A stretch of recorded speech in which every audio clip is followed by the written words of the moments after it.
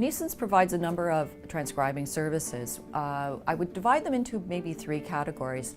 The first being ACT, which stands for Authorized Court Transcription, and that is a very specific designation that you're required to have if you want to transcribe audio recordings from court.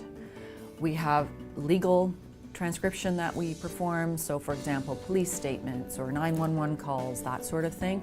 And then last is kind of that other category, which could be anything from voicemail messages to surreptitious conversations that have been recorded to really almost anything where someone needs a transcript for some particular reason. We take transcription as seriously as we do the court reporting, that we try to do the very best job we can, sometimes under very difficult circumstances because recordings are not the best at times, and we want to make sure clients know beforehand that if it's a really bad tape that it's going to take a lot more time to do than something that's regular. There's a lot more that goes into a audio transcription than there is necessarily when I sit and actually court report. It's quite a different process. Every community, every area has its own slang. So imagine if I were to take to transcribe something from Newfoundland, from a really born and bred Newfoundlander. That might be difficult for me, but at least I have some context for it. Imagine sending that to India. They would have no context for understanding this kind of dialects that we bring into our everyday English language. Another thing you have to think about is privacy. Where is your transcript? Who has access to your transcript? For example, if you sent your transcript down to the United States to be transcribed, it could be subject to the Patriot Act. Someone else could be looking at this transcript.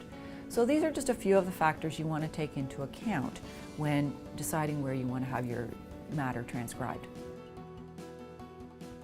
I personally vet every single person that we allow to do ACT work.